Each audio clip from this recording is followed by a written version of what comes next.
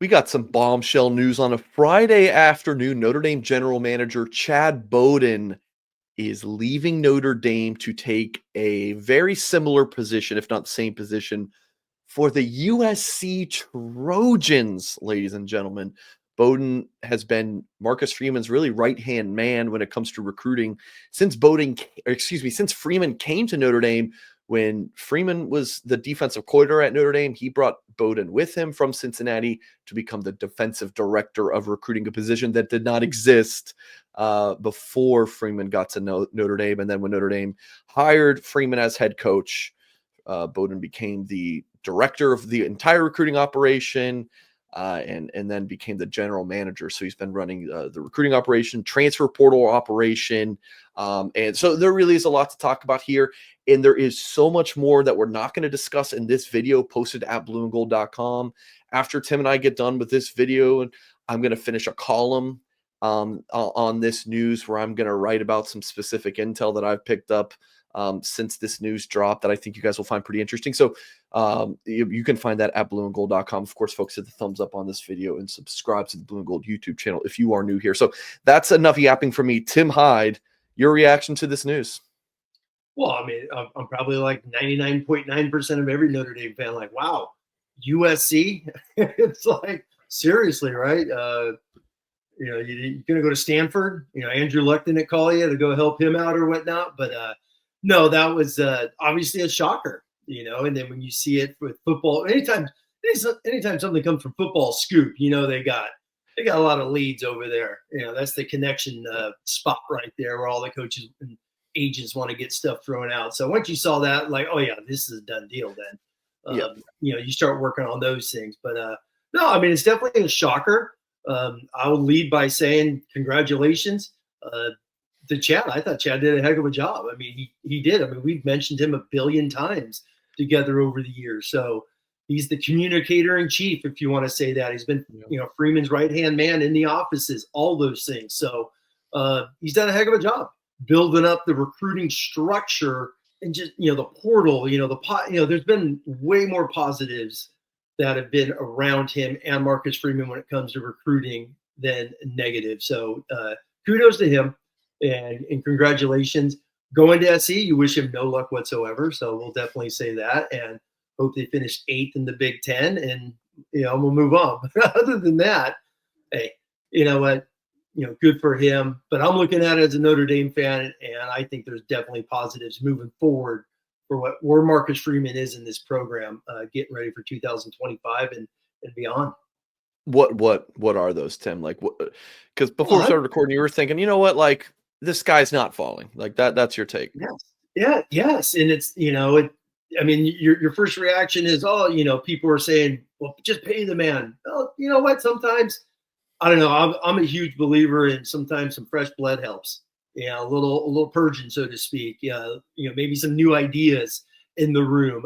He's been there, as you said, 4 years. He was there when Freeman was the DC, and he's been there for 3 years. Is there going to be a little, apprehension, a little step back, especially with the class of 26? I know you and Kyle have been reporting on this. Huge junior day, but it's still Marcus Freeman.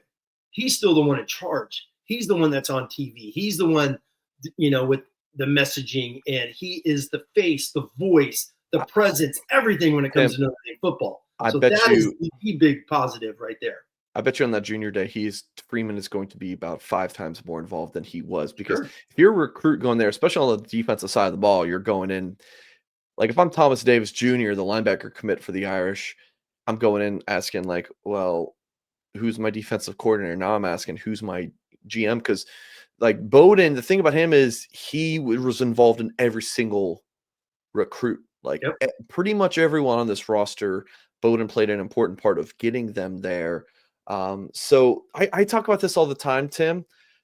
I actually did on my recruiting show earlier on Friday as well, where I talk about, like, these recruits, they're not just in talking to one person on the staff.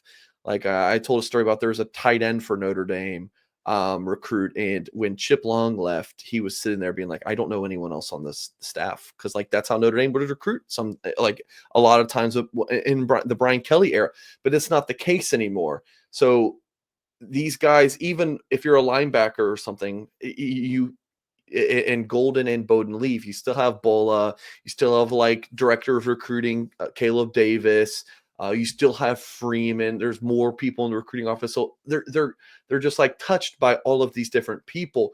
But the one person that was involved with every recruit was Bowden.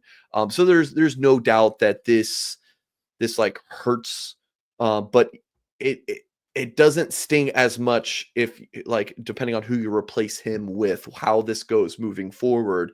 Notre Dame's still going to have this big junior day on Saturday. They still, I mean, they already did their transfer class. So, I mean, the guys who came in, to my knowledge, they're done. Who knows? Maybe this changes that. I don't know right now. But another interesting thing, Tim, and I've been talking about this on Blue and Gold, the general manager is the one who works on the deals with the players. Yeah. Right. So, like, oh, this guy's now making this at Notre Dame because the schools are now facilitating the, like, what the kids make is through the schools now. It's not like through the collective. At least that's my understanding. That was Bowden. He was doing that all week. And then he leaves on the Friday. It's fascinating. I was always told never take a phone call on a Friday from your boss. Bad things happen on Fridays. But there's a phone call that Bowden made, and he is headed to USC of all places. Last year, Michigan tried to poach him away. He stuck with Notre Dame.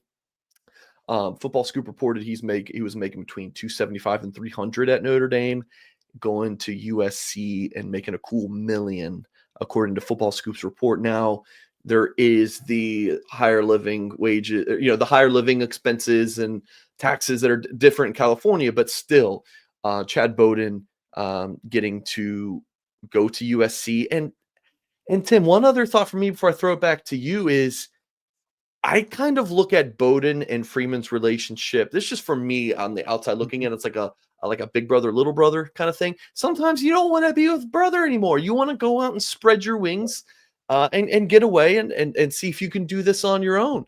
So Bowden's going to go get a fresh start at USC.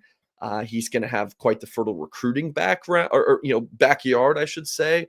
I'm sure lots of NIL money to play with, and we'll see. It is going to be really interesting with Notre Dame. And like I said, all of these guys on this roster recruited, most of them, right? 80% or so recruited, if not higher, recruited by Bowden and others. But Bowden had a hand in those recruitments, and you're playing against USC. And that is going to be a lot of fun. Even more fun. So Tim, that rivalry for me has even gotten better. Oh, no, it's great. But one thing you said about, Bowden being the communicator, that's also, I mean, that's Marcus Freeman. As soon as you were talking about that, all I think about is, I think that's Marcus Freeman's program, because how many times we see, what's the first thing Marcus Freeman does every single day? He goes up, high fives and hugs every single player. Doesn't matter if you're Riley Leonard or the ninth corner. It's like you're getting that communication. So I think that's just his program. I think that's what he demands. And you always see his assistants moving around whenever you see those videos from the guys at Blue and Gold at practices and whatnot, showing the interactions. I think that's the communication. That's the recruiting. It stems from the boss, and he is the boss. This is definitely his program. I think more so than ever now that we're going to be heading into year 3. So that's one thing I definitely think about. And then just going back to the new ideas, we always talk about the gray hair factor, right? Some of those older guys around him. Who's to say, he doesn't go out and find someone, with a lot of experience. I mean, this is obviously a new era. Money you just talked about. Off of that is the recruiting office. Chad Bowden is in charge, but the recruiting office is stacked with bodies. There's tons of names. I know you've reported on it. Kyle have reported on some of the, the underlying bodies in that room that are handling so much of this. Chad is, once again, the communicator in chief for those people, but those individuals are working their tails off just as much. And I think Freeman, I know Freeman's mentioned them on National Signing Day. He shot out a bunch of names. So I look at this as, I'm going to go back to a positive, because I think the amount of people that are going to be reaching out to Notre Dame, this is not Notre Dame, Brian Kelly, where you're playing in the Camping World Bowl, or you're going 8-4 and then 11-1, and you're rolling like that. This is now a program after year 3, dude. They are at the pinnacle. They're at the high water mark. people know that you can, they are going to spend NIL. They're spending money on coaches. Like how many times have I mentioned this? Mr. Shields, love you, Mr. Shields, writing $100 million check to write the greatest football facility in the country. So the positives are huge moving forward for Notre Dame football. I'm gonna sign off this video with one final thought. And when we started recording this, I did not plan to share this, but I am. This is a hot commodity. This is going to be a hot commodity job. People are going to want this job. There was how do I word this? A staffer at another prominent school in the country. We'll just say that this program's won a national championship in the past 20 years. Reached out to me being like, I have interest in that job. Like this, like, bro, Yes. what do you want me to do about it? But like that is this level of job. Like people want this job that has opened up. This is a big deal. So we'll see. Like I said, it definitely can be a positive if you replace him with the right guy or girl Yes. to continue to lead that Notre Dame recruiting office, transfer portal, and all that good stuff. Folks, I know you have thoughts. You've disagreed with me. You've disagreed with Tim in this video. So yell at us in the comments. Tell us what you thought. But hit the thumbs up before you yell at us or after. But just make sure you hit the thumbs up. Of course, subscribe to the YouTube channel, blueandgold.com for much more coverage. And we'll catch you guys next time.